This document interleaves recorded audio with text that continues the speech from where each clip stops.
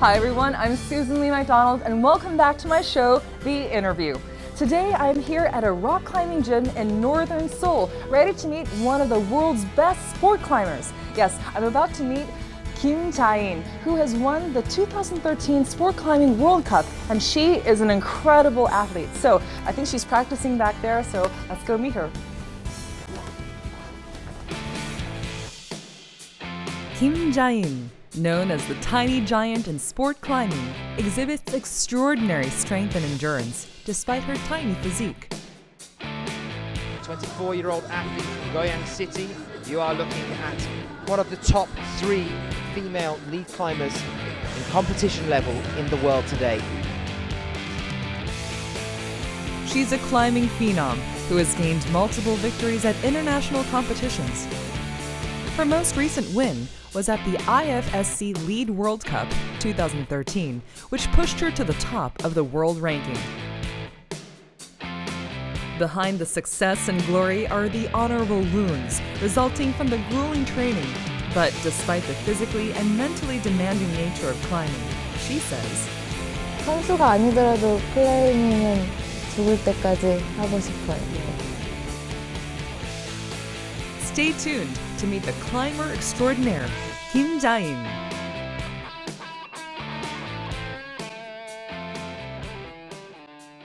안녕하세요. 네, 안녕하세요. 아유, 반갑습니다. 네, 안녕하세요. 이렇게 만나고 싶었었는데 실물로 뵈니까 정말 이렇게 아주 작고 너무 귀여우세요. 지금 준비를 하고 있다고 들었는데 지금 연습하고 계세요? 오늘 그냥 인터뷰하기 전에 잠깐 먼저 몸 풀으려고. 네. 그렇군요. 그럼 지금 이제 어떤 거를 보여줄 건가요? 그냥 간단히 이제 스트레칭 끝나서 그냥 매달리면서 조금씩 몸 풀고 하려고요. 오케이. 김 선수 이렇게 발을 보니까 여기 굳은 살이 되게 많은 것 같아요. 네, 이게 이제 암벽화를 작게 신다 보면은 이게 암벽화 안에서 발이 지금 이렇게 구부러져 있는 거거든요. 그래서 이런데 좀 굳은 살이 많이 생겨요. 원래 신발 사이즈가 어떻게 돼요? 원래는 한 225, 230 그 정도 신는데 지금 이거 같은 경우는 205 사이즈를 거의 한 20cm 작은 걸 지금 쓰고 있네요. 와우. 근데 특별히 이렇게 작게 이렇게 신는 이유가 있어요? 이게 이제 등반을 하고 좀 홀드를 디딜 때 미세한 홀드나 그런 거를 찍는 상황에서 좀 이제 발의 힘을 한 곳으로 이렇게 모아줘야 되거든요. 네. 그래서 작은 거를 신고 발이 이렇게 구부러지면서 힘을 이제 한 곳으로 딱. 통증이 좀 심할 것 같아요. 아무래도 이제 계속 이게 신발 안에서 발이 계속 구부러져 있는 상태이다 보니까 오래 신으면은 좀 많이 아프죠. 네. 그렇군요.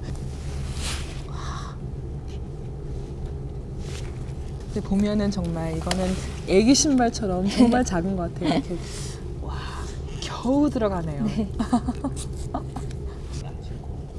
원래 양말을 안 신어요? 네, 원래 맨발로. 네. 그렇게 특별히 맨발로 하는 이유가 있어요?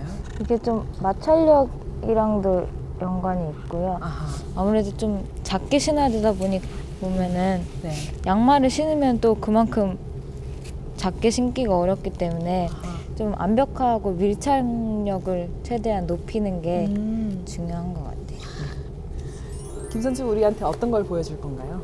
지금 여기는 리드 등반을 하는 리드 클라이밍 벽인데 원래는 이제 로프도 차고 하네스도 하고 그렇게 올라가야 되는데 저는 이제 밑에서 좀 가볍게 몸만 풀으려고 특별히 장비 없이 한 3m 이내에서 그냥 가볍게 등반하려고요. 알겠어요. 제가 여기 서도 괜찮은 건가요? 네. 그럼 지금 하는 게 뭐예요? 지금은 특별히 뭐 따로 코스를 등반하는 건 아니고요. 그냥 이렇게 홀드 잡으면서 몸 스트레칭 해주고.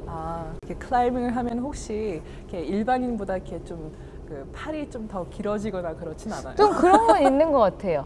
원래 이 팔 길이가 자기 키랑 비슷한 거라고 하는데 저 같은 경우는 팔 길이가 키보다 한 10cm 정도 더 길거든요. 그래요? 네.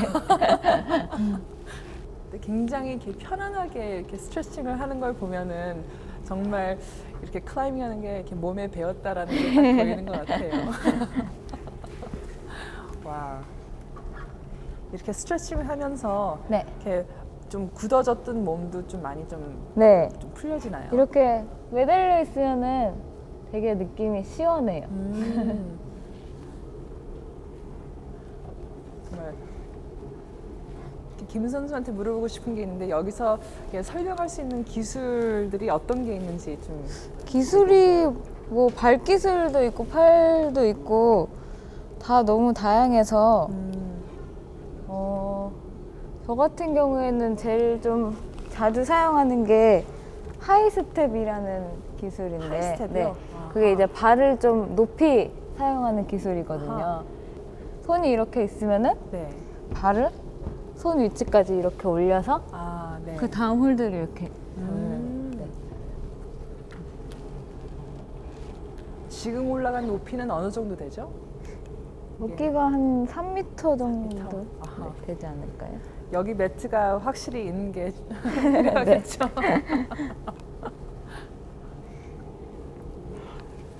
와, 이렇게 손의 힘도 이렇게 키우기 위해서 특별히 또 하는 게 있으세요? 이게 손가락 끝 힘이 되게 중요하거든요. 이런 뭐 작은 홀드를 잡을 때는 손 끝 힘이 그만큼 중요하기 때문에 저는 뭐 턱걸이를 할 때 그냥 일반 봉을 잡고 턱걸이를 하는 게 아니라 이렇게 작은 홀드를 잡고 턱걸이를 할 때도 많고 네, 그렇게 손가락을 보여줄 수 있어요? 네, 이런 식으로. 와우. 네, 이렇게 훈련을. 너무 재밌게 봤어요. 그냥 연습하는데도 정말 멋있는 것 같아요. 이제 정말 사실 추운데도 불구하고 이렇게 몸도 잘 안 풀렸을 텐데 좀 너무 부럽고 멋있어요.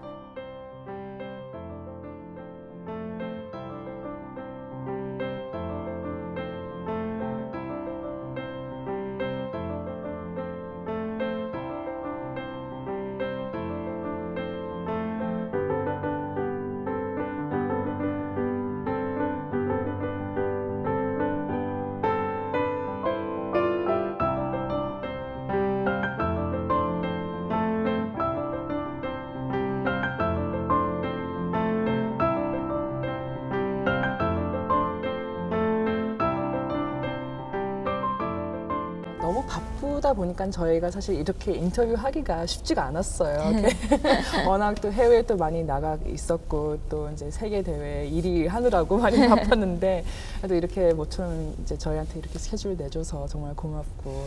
근데 어떻게 해서 그렇게 열심히 운동도 하고 해서 이렇게 세계 1위까지 됐어요? 글쎄요, 저도 근데 운동을 처음 뭐 시작할 때부터 세계대회에서 1등을 하려고 시작한 건 아니었고 그냥 하다 보니까 열심히 하게 되고 또 재밌어서 계속 하게 된 것 같은데 사실 저도 지금 뭐 랭킹 1등 자리에 있다는 게 가끔 좀 신기하기도 하고 그렇게 느껴질 때도 많아요. 그래서 이거 뭐 랭킹 1등을 목표로 운동을 했다기보다는 그냥 내가 할 수 있을 때 최선을 다해서 매 순간 성실히 했던 게 저한테는 도움이 많이 됐던 것 같아요. 한지 꽤 오래되셨죠? 이제 올해로 14년째 접어들었어요. 그러면 언제부터 시작한 거죠? 2000년부터 시작해서요. 네, 그때가 초등학교 6학년이었는데 굉장히 어릴 때 시작했네요. 네. 사실 그때는 클라이밍을 하긴 했지만은 이게 그렇게 재밌는지는 잘 몰랐어요. 그냥 오빠들 하니까 나도 같이 하고 되게 잘하고 싶은 마음 때문에 클라이밍을 했었고 또 오빠들이 이제 클라이밍 선수 하면서 외국 비행기 타고 외국 대회 나가고 그러는 게 되게 부러운 거예요. 그래서 처음에는 나도 비행기 타고 싶어서 클라이밍 하겠다고 네, 그랬었는데 하다 보니까 되게 재밌어졌고 클라이밍의 매력에 빠진 것 같아요. 어떤 게 매력이에요? 어떤 사람들은 사실 너무 무서워서 정말 이렇게 시도도 이렇게 안 하려고 할 거 아니에요. 사실 클라이밍이 굉장히 위험하고 막 그런 운동이라고 생각하시는 분들이 많은데 이게 뭐 장비만 잘 갖추고 한다면은 저는 안전한 스포츠라고 생각을 하거든요. 네, 네. 그렇기 때문에 저 같은 경우에는 클라이밍 할 때 마음은 되게 무섭잖아요. 무섭고 두려울 때도 있고 막 힘들기도 하고 그런데 그거를 딱 이겨내고 완등할 때 네. 그런 짜릿함도 되게 좋아하고요. 또 클라이밍 할 때 굉장히 집중을 하게 되잖아요. 그래서 그런 몰입을 하는 그런 느낌도 되게 좋은 것 같아요. 진짜 집중을 안 하면은 자칫 잘못하다가 떨어질 수 있잖아요. 네. 그렇죠? 그럼 클라이밍을 잘 하려면은 기본적으로 그 뭐 선수가 아니라도 일반인의 경우에 잘 하려면은 어떤 신체적인 조건이 가장 좋고 어떤 운동이 제일 중요해요? 신체적인 조건은 일단은 저는 물론 키가 조금 작지만은 여자 선수들 같은 경우 한 163, 4 정도가 좀 이상적이라고 생각하고 그리고 그건 왜 그렇죠? 키가 이제 작은 키가 좋은 거예요? 아니면 큰 키가 좋은 거예요? 그게 뭐 다 장단점이 있을 수 있는데 아무래도 좀 클라이밍 난이도 자체가 어려워지면은 굉장히 멀고 그런 무브들이 많이 나오거든요. 네, 네. 근데 이제 키가 작으면은 그 무브를 소화하는데 훨씬 더 많은 힘을 써야 되니까 그런 거에서 좀 힘든 점이 있는 것 같고 네. 키가 작아서 유리한 거는 이제 약간 좁은 구간에서 몸을 잘 웅크리거나 할 때 좀 유연성을 많이 활용을 해서 네. 그런 거는 네, 더 장점으로 활용을 할 수가 있는 것 그렇군요. 같아요. 지금 김 선수의 키가 어떻게 되죠? 저는 153cm. 그러면 그 아까 얘기했던 163보다는 10cm가 조금 작으신데 그래도 그게 전혀 장애가 되지는 않네요. 가끔 좀 힘들다라고 생각할 때도 있는데 그래도 어떻게 생각해 보면은 제가 키가 작기 때문에 그거를 극복하려고 더 많이 노력을 하면서 네. 그래서 더 실력도 향상될 수 있었던 것 같아요. 한국에서 지금 그 클라이밍이라는 이 스포츠는 이렇게 많이 알려져 있지 않잖아요. 네. 클라이밍 종류도 여러 가지인데 뭐 그 종류가 뭐이고 또 어떤 게 어떤 매력이 있다라는 걸 좀 설명 좀 부탁드릴게요. 일단 스포츠 클라이밍 경기에는 기본적으로 3가지 종목이 있는데 이제 제일 쉽게 생각하실 수 있는 게 이제 빨리 올라가는 거. 이거는 이제 두 선수가 같은 코스를 경쟁을 하면서 빨리 오르는 경기인데요. 코스가 이제 바뀌지가 않고 매번 같은 코스를 등반을 해요. 네, 그렇게 해서 치르는 경기고요. 그리고 제가 주종목으로 하는 리드 경기 같은 경우에는 한 15m 정도 되는 벽에 한 개의 코스가 있는데 그 코스가 굉장히 고난이도 코스거든요. 그래서 그 어려운 코스를 주어진 시간 내에 더 높은 위치까지 오르는 그런 경기고요. 리드를 주종목으로 하고 있지만은 볼더링도 굉장히 하면은 재밌게 하고 그래요. 네. 그 볼더링 중에서도 그 종류가 좀 여러 가지가 있는 걸로 알고 있는데 어떤 종류가 있어요? 크게 이제 프리슬로잉과 그리고 디버트 슬로잉이 있는데 일반적으로 이제 자연암벽에서 밑에 크래시 패드를 깔고 그렇게 제일 쉽게 접할 수 있는 게 프리슬로잉을 많이 하시고요. 그리고 디버트 슬로잉은 해벽에서 많이 해요. 그래서 등반을 하다가 내려오면은 바닥으로 떨어지는 게 아니라 그 바다 위로 물 안으로 이제 풍덩이 이렇게 빠지는 거죠. 그래서 그게 사실 해벽에서 많이 하는 거기 때문에 한국에서는 많이 접하기가 힘들어요. 그래서 저도 아직까지 한 번도 해본 적이 없어서 꼭 한번 해보고 싶어요. 그거는 어디서 주로 할 수가 있는 거죠? 뭐 태국 쪽에서도 많이 하고 스페인이나 그런 데서도 많더라고요. 그렇군요.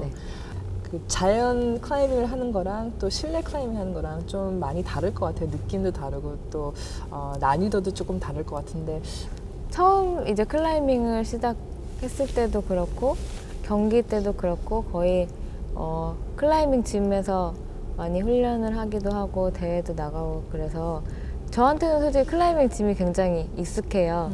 인공암벽 등반이. 그래서 인공암벽 등반이 그리고 또 재밌는 게 코스를 자기가 직접 막 만들 수도 있고 홀드나 그런 거를 막 교체를 해서 막 변화시킬 수도 있고 하기 때문에 네.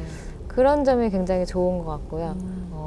선수가 이제 자기가 태어나서 처음 보는 코스를 등반을 하는 거예요. 네. 네. 그러면은 어떻게 어디로 해서 이렇게 올라가야 되는지는 선수가 어떻게 판단을 하는 거예요?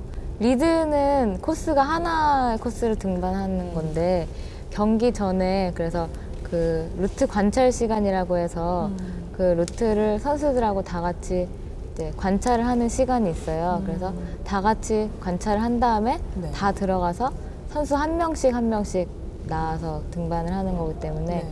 다른 앞에 선수들이 등반을 하는 거를 볼 수가 없어요. 아하.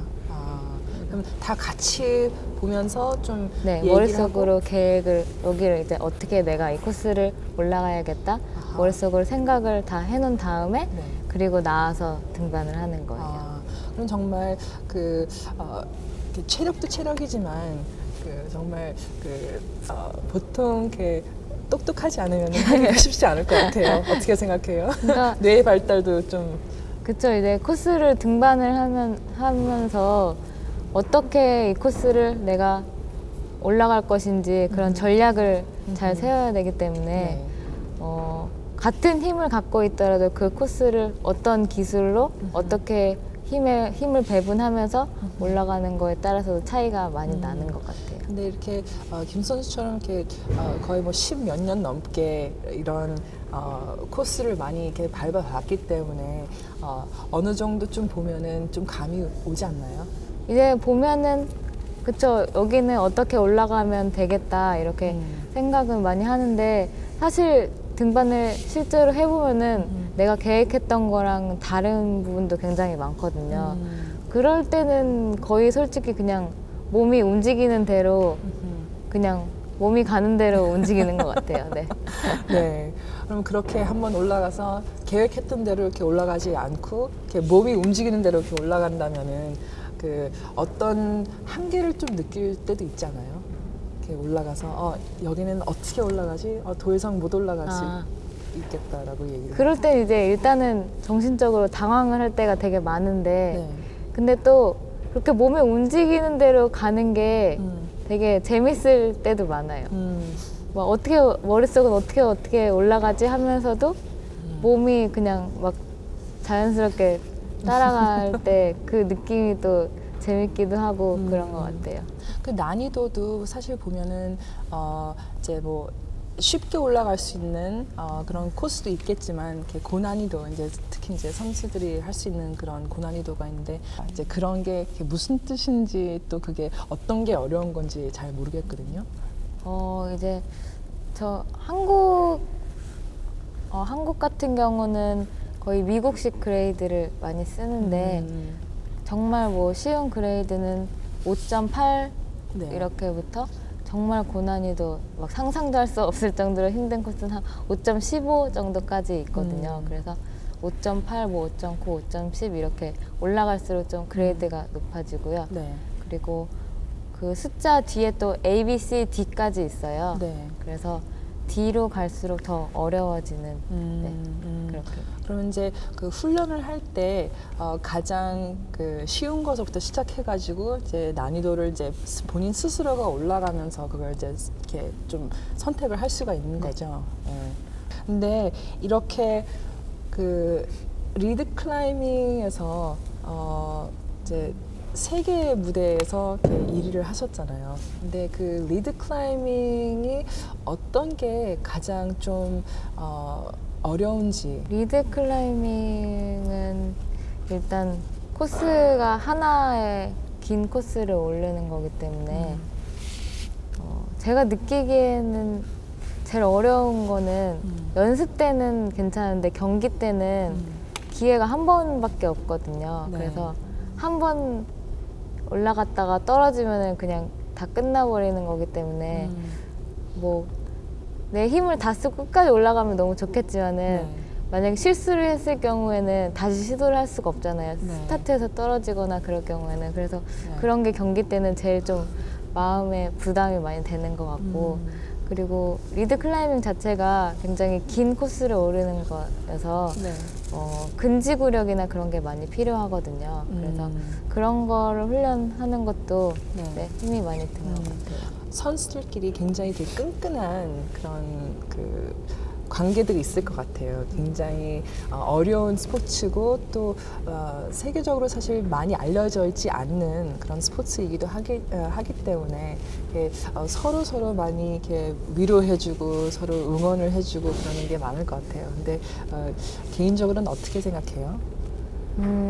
경기에 나가면은 물론 서로 경쟁을 하기도 하지만은 그 하나의 코스를 같이 등반을 하는 그런 파트너잖아요. 그래서 그런 부분에 있어서 서로 되게 상의도 많이 하고 응원도 많이 해주고 그러는 것 같아요. 뭐 다른 선수가 더 많이 갔더라고 해도 막 축하해주기도 하고. 네. 특별히 존경하는 선수가 있어요? 어렸을 때 이제 클라이밍 월드컵 막 나가기 시작했을 때는 벨기에 뮤리엘 사칸이라는 선수를 굉장히 좋아했고요. 그리고 지금은 또 스페인의 라몬 줄리앙이라는 클라이머를 되게 좋아하는데 두 선수 다 키가 굉장히 작아요. 네. 근데 라몬 줄리앙 선수는 남자 선수인데 159cm거든요. 그래서 어떻게 보면은 저보다 훨씬 불리한 체격 조건인데도 등반을 하는 모습을 보면은 정말 너무 멋있게 등반을 하는 게 너무 항상 대회 때나 뭐 사진이나 영상을 봐도 너무 인상 깊어서 네, 굉장히 좋아하는 선수예요. 혹시 한번 만나본 적은 없어요? 대회 때 많이 만나요. 네. 근데 항상 보면은 되게 그 웃는 얼굴에서 정말 순수하게 클라이밍을 좋아하는 그 순수한 마음이 되게 느껴져서 좋은 것 같아요. 네. 클라이밍을 하는 사람들 중에서 성격은 물론 다 다르겠지만 어떤 공통점이 있다면 어떤 건 것 같아요? 그냥 평상시에는 뭐 정말 말이 없을 수도 있고 정말 막 쾌활한 그런 클라이머일 수도 있고 하는데 클라이밍을 하는 그 순간만큼은 정말 누구도 다 되게 완등을 향한 그런 집념이라고 해야 되나?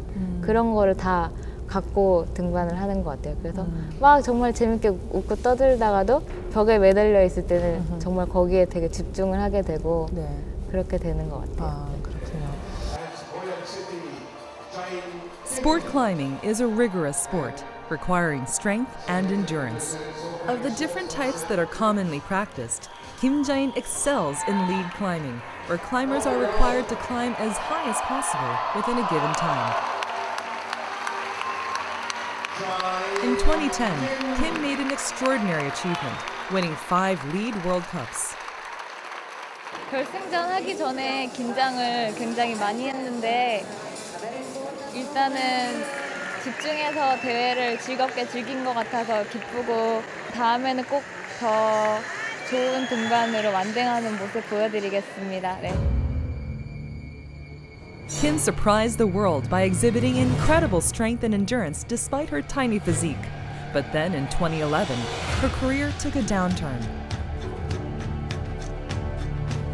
She failed to win competitions and felt a heavy burden to return home with a trophy to please the countless people who had their eyes on her. But things quickly turned around after the realization that instead of focusing on competition results, she should climb for the pure enjoyment of it.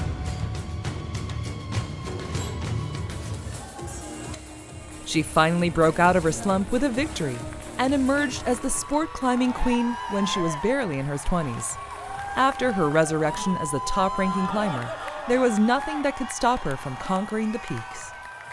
bronze medal at Imst. That is just this year so far at the moment. Up to the next 36 then now. This then puts her into the lead ahead of Anak. The lip is hard. That was almost Incredible. the top. There was an incredible climbing. 47 plus from Kim Jae-in here in Valence. The crowd are giving her a standing ovation for that.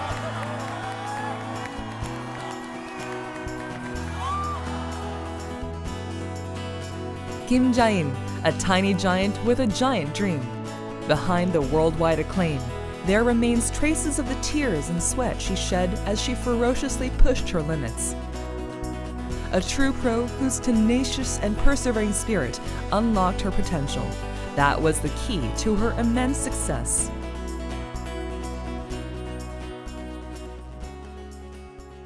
근데 여기 그 신발도 가지고 오고 또 여러 가지 장비를 가져왔는데 좀 보여주실 수 있어요? 아, 네. 그냥 이거는 암벽화랑 초크백인데 이건 정말 그냥 제일 기본적인. 네. 그 아까도 이렇게 클라이밍 하면서 봤지만 그 촉은 왜 이렇게 중요한 거죠? 이건 이제 등반하면서 네. 손에 땀이 나면은 홀드를 잡았을 때 굉장히 미끄럽고 그럴 수가 있잖아요. 그래서 네. 안에 이제 초크가 이제 탄산 마그네슘 가루인데 그걸로 이제 손에 땀도 방지하고 또 홀드를 잡았을 때 마찰력을 높이는 그런 역할도 해요. 그렇군요. 근데 그 김 선수 제가 손을 좀 봐도 돼요? 네. 만져보니까 정말 좀 단단하고 그 좀 그 여기까지 이렇게 딱딱하게 되려면 좀 시간이 좀 오래 걸렸을 것 같아요. 그렇죠? 굳은살이 그러니까 선수들 같은 경우에는 굉장히 작은 홀드를 많이 잡으니까 네. 이런데 굳은살이 생기기보다는 이제 이런 마디에 네. 생기거나 네. 아니면 이런 지문 쪽이 좀 닳기도 하고 그러는 것 같아요. 그럼 그 공항에서 그 지문 인식을 할 때도 네. 있잖아요. 그러면은 지문이 이렇게 뭐 벗겨지고 네, 없어질 그래서 경우도 있겠네요. 훈련 이제 많이 하고 가면은 여기가 이제 지문이 다 벗겨서 빨갛게 되거든요. 네. 그럼 이제 인식이 잘 안 돼가지고 몇 번 시도하다 안 되면은 그냥 거기서 일로 오라고 그래서 도장 찍고 그리고 들어가요. 그렇군요. 와, 근데 이 손이 사실 세계 1위 랭킹을 할 수 있는 그 손이라서 굉장히 귀한 손이에요. 김자인 선수라고 인터넷에 이렇게 검색을 해보면은 그 빌딩을 클라이밍 했다라는 게 많이 나오더라고요. 그거는 이제 작년에 네. 제가 2번 했었는데 순수한 빌더링이라기보다는 좀 이벤트적으로 했던 건데 저 같은 경우에는 그래서 정말 빌더링 자체의 의미를 많이 뒀다기보다는 그 빌더링을 그 정말 서울 시내 한복판에서 하면서 사람들이 빌더링 하는 걸 보면서 되게 호기심을 갖게 되고 또 그 호기심이 스포츠 클라이밍으로의 그 호기심으로 이어지는 거기 때문에 네.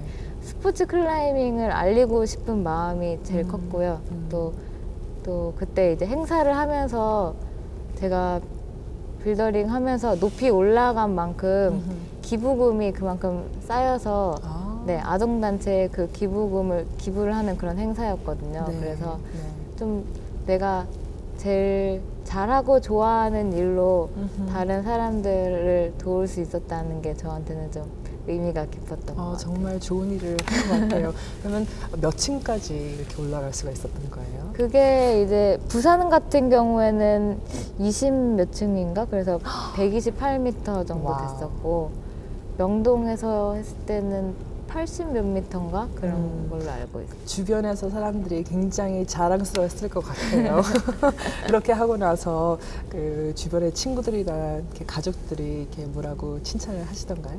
친구들은 일단 되게 많이 신기해했고 재밌어하고 그래서 너무 좋았고 가족들도 그때 밑에서 다 같이 지켜보고 있었거든요. 근데 다 조마조마하면서 재밌었어요. 그렇게 하고 나니까 사람들이 그래도 클라이밍에 대해서 조금 더 이제 알고 또 더 관심을 가져주는 것도 좀 느끼나요? 그쵸. 이제 서울 시내에서 하면서 굉장히 사람들 보는 사람들도 많았고 또 이게 뭐 기사나 그런 것도 많이 오르면서 사람들이 스포츠 클라이밍에 대해서 한 번이라도 더 접해볼 수 있는 거잖아요. 정말 모르는 사람이. 그래서 그런 게 제일 좋았어요. 외국은 정말 클라이밍진 가보면은 정말 어린 애기들부터 나이 많으신 분들까지 연령층도 굉장히 다양하고 그래서 일단은 직접 하시면은 이게 정말 위험하지 않고 되게 재밌는 스포츠라는 거를 아실 수 있기 때문에 일단 가서 해보시라고 네 그렇게 많이 얘기하는 것 같아요. 네.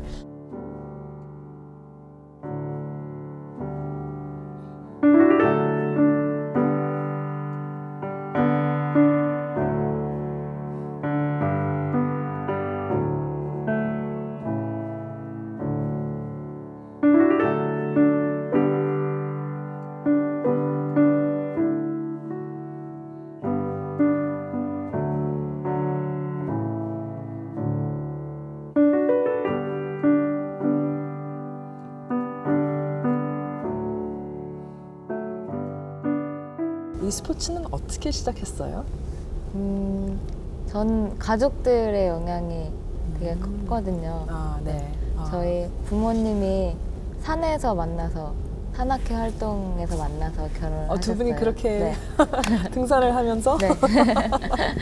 그래서 부모님이 두 분 다 굉장히 산도 좋아하시고 클라이밍 하는 것도 좋아하시고 그래서 제 위로 오빠들이 2명이 있는데요. 오빠들도 지금 선수하면서 같이 클라이밍 하고 있거든요. 아, 오빠들도요? 네. 오빠들이 내 부모님 따라서 먼저 시작해서 저도 그냥 오빠들 엄마 아빠 따라다니면서 자연스럽게 시작하게 된 것 같아요. 그럼 여기 한국에 있으면서 이제 부모님은 이제 계속 이제 클라이밍도 하고 이제 등산도 하고 가족끼리 이제 가족끼리 같이 하기 때문에 정말 좋은 추억들이 참 많을 것 같아요. 이렇게 특별히 좀 기억이 나는 어떤 이렇게 추억이 있어요? 가족들하고 뭐 클라이밍을 했을 때? 가족들하고는 거의 뭐 국내 대회나 그럴 때는 항상 다 같이 다녀요. 또 저희 엄마가 심판 자격증도 있으셔서 네, 대회에서 뭐 심판을 보시기도 하고 그런데 딸이 나가는 그 대회는 심판을 못하지 않나요? 근데 심판이 그게 뭐 주관적인 의견이 들어가는 게 아니라 다 객관적인 점수가 들어가는 거기 때문에 그리고 심판이 뭐 한 명만 있는 것도 여러 명이 있는 거여서 특별히 그런 거는 없는 것 같고요. 그리고 또 경기 때 가족들하고 다 같이 갈 때도 물론 좋고 제가 중학교 때인가 네. 북한산에 한국에 북한산이 있는데 거기 인수봉이라는 데가 있어요. 네. 제 이름의 자인의 인자가 인수봉에서 따온 인자거든요. 네. 근데 그 인수봉을 제가 중학교 때 가족들이 다 같이 올랐던 적이 있는데 그때는 지금보다 더 겁이 많았을 때여서 인수봉 오르면서 되게 무서웠거든요.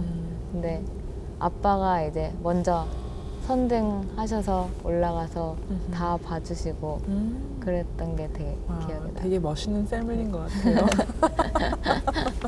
그럼 해외도 이렇게 많이 이제 다녀왔잖아요. 이제 비행기도 이제 오빠들이 이제 그 세계 대회에 나가면서 비행기를 타는 모습을 보고 부러워했었지만 이제는 이제 직접 김 선수가 이렇게 많이 나갈 수 있잖아요. 근데 그 외국에도 같이 가족끼리 이렇게 나갈 때도 좀 있나요?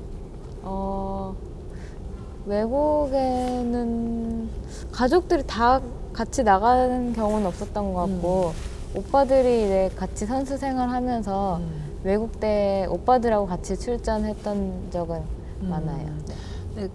그 산악 패밀리이기 때문에 정말 그 많은 좀 위로가 되고 또 서포트를 많이 받을 수가 있을 것 같아요. 어떤 것 그렇죠. 같아요? 이제 아무래도 운동하다 보면은 좀 뭐 심리적으로나 힘든 게 당연히 생길 수도 있는데 오빠들도 선수 생활을 하고 있고 하기 때문에 제가 어떤 게 힘든지 누구보다 다 잘 알잖아요. 그래서 큰 오빠가 또 제 코치를 하고 있거든요. 네. 그래서 그렇게 뭐 서로 의논하면서 같이 운동하는 게 저한테는 그러니까 처음 시작할 때부터 오빠들하고 같이 운동을 했기 때문에 되게 익숙하고 같이 항상 하는 게 제일 재밌는 것 같아요. 독일에서 잠시 유학을 했다고 들었는데 독일에는 언제 왜 가게 된 거죠? 그때 독일에 갔을 때가 2008년도였는데 저희 큰오빠랑 같이 갔어요. 근데 그때 당시에 제가 막 월드컵에서 제가 2007년에 처음으로 입상을 하기 시작했을 때였고 그래서 월드컵이나 그런 클라이밍을 할 수 있는 환경이 한국보다는 유럽 쪽이 훨씬 더 좋기 때문에 이제 클라이밍을 유럽에서 하면서 세계대회도 많이 참가하고 그럴 계획으로 독일에 큰오빠랑 같이 갔었는데 사실 가자마자 한 달 만에 제가 어깨를 크게 다쳤어요. 그래서 한국에 잠시 들어왔다가 치료하고 그때 좀 힘든 시간을 보냈죠. 그래서. 그렇군요. 네. 클라이밍을 하면서 부상도 좀 자주 생길 수 있는 것 같아요.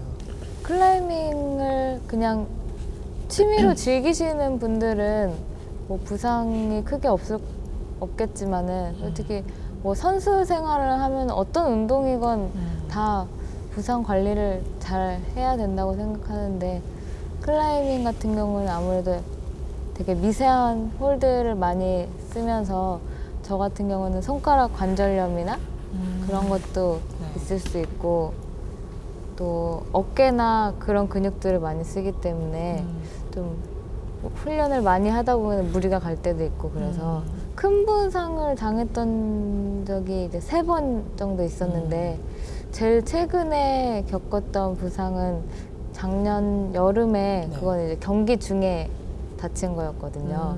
볼더링 경기를 하면서 다친 거였는데 사실 밑에 매트리스가 다 깔려있기 때문에 그렇게 위험한 상황도 아니었고 저도 그냥 완등을 하고 항상 하던 것처럼 매트 위로 착지를 했는데 그냥 제 예상 밖에 그런 갑자기 일이 생겨서 갑자기 무릎이 착지를 하면서 안쪽으로 확 이렇게 틀리면서 여기 인대가 끊어졌거든요. 그래서 왜 그렇게 됐는지는 솔직히 잘 모르겠어요. 네, 매트도 다 있었고 그냥 항상 착지를 하는 것처럼 했는데 갑자기 그렇게 부상을 당해서 한 3개월 정도 고생을 좀 했었어요. 그러면 그때 3개월 동안 회복을 하면서 클라이밍은 이렇게 못했었나요? 아니면 클라이밍 계속 좀 어떻게 할 수 있었어요?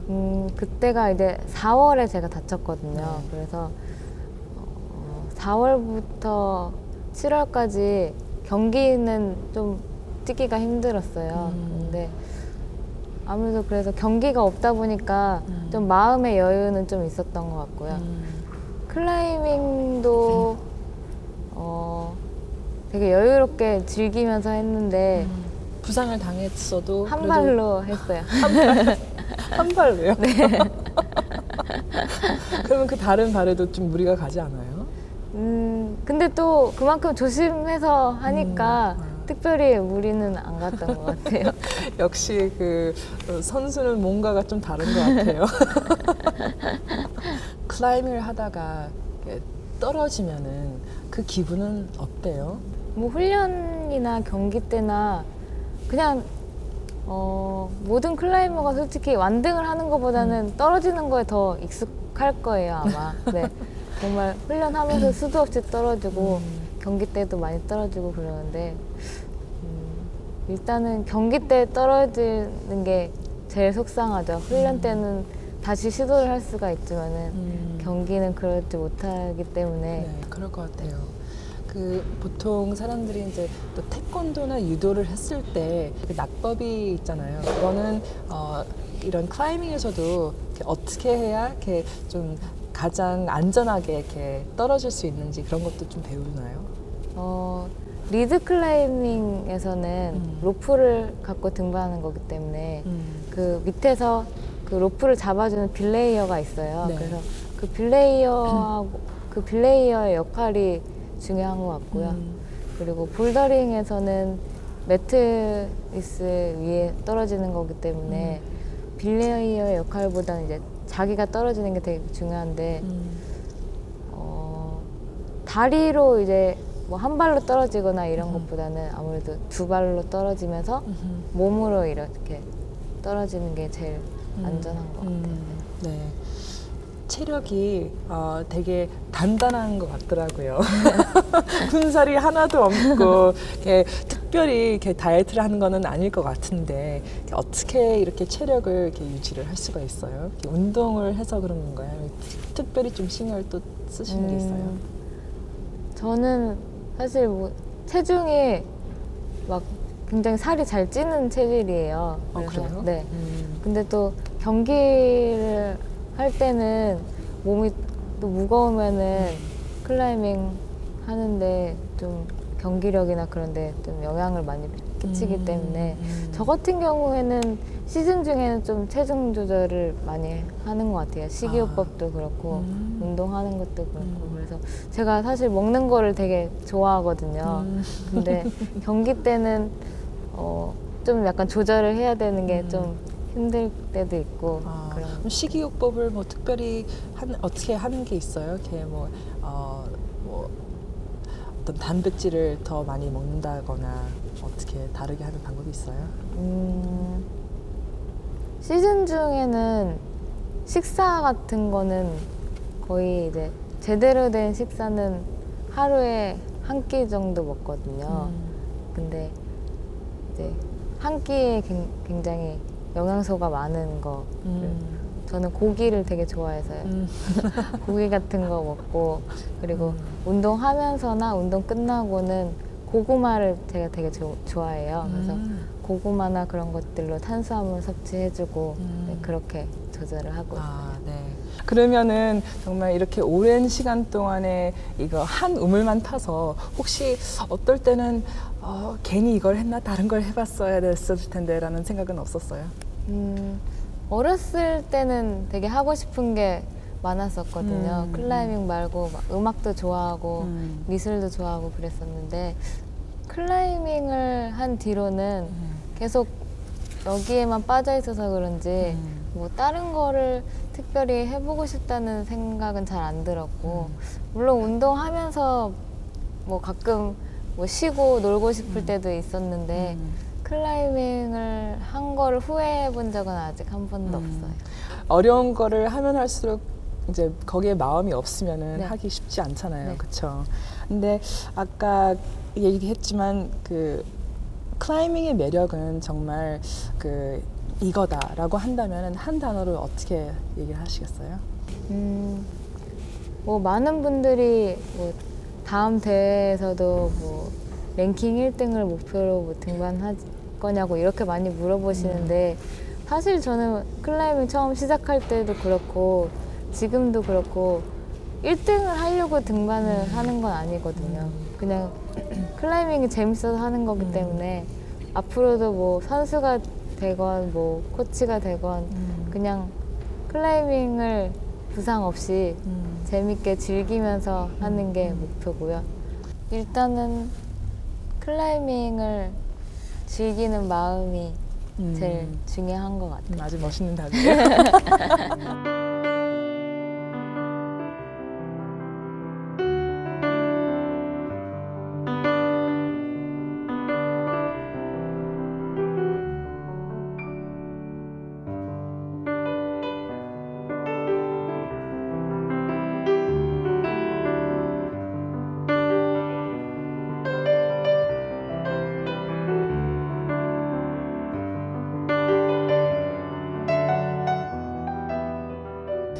김 선수는 지금 나이가 좀 어린 편이지만 이렇게 이거는 평생 동안 할 수 있는 스포츠라고 생각을 하는지 궁금해요. 네. 저는 클라이밍 뭐 사실 선수는 어느 정도 뭐 경기력에 직접적으로 나이가 좀 많아지면은 어느 정도 좀 영향을 미치겠지만은 클라이밍을 하는 데 있어서 나이는 별로 중요하지 않은 것 같아서 선수가 아니더라도 클라이밍은 죽을 때까지 하고 싶어요. 네. 앞으로의 계획이 어떤 게 있는지가 좀 궁금해요. 앞으로도 뭐 선수가 되건 뭐 코치가 되건 그냥 클라이밍을 부상 없이 재밌게 즐기면서 하는 게 목표고요. 근데 1등이라는 게 사실 좋기도 하지만 좀 어떤 면에서 좀 부담스러울 수도 있을 것 같아요. 이렇게, 그쵸. 그런 면에서 좀 힘든 거는 없으세요? 그러니까 1등을 하고 나서 좀 힘들었던 게 굉장히 한국에서는 솔직히 김자인 하면은 제 의지와 상관없이 김자인 하면은 세계 랭킹 1등 이런 수식어가 뒤에 붙어서 저는 그게 솔직히 좀 부담스러울 때가 많아요. 그래서 2011년인가 그때는 그것 때문에 정말 심리적으로 슬럼프를 겪기도 하고 그랬었거든요. 왜냐면은 내가 클라이밍을 재밌게 하고 열심히 하는 거는 변함이 없는데 사람들은 그거를 봐주는 게 아니라 나의 대회 성적만으로 판단을 하는 그런 게 되게 무서워서 뭐 한때는 대회 나가는 게 두렵기도 하고 그랬었거든요. 근데 또 지금은 마음이 그래도 편해졌던 게 일단은 뭐 나만 즐거우면 된다는 그런 생각으로 등반을 하니까 지금은 그래도 조금 마음이 편해진 것 같아요. 네.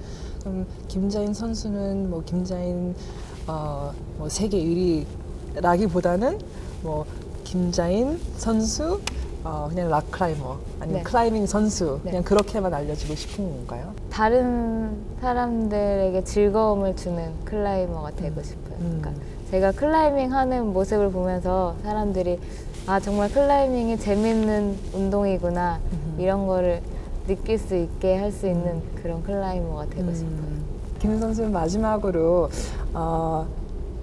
나한테는 클라이밍이 뭐다라고 한다면 어떻게 얘기를 하겠어요?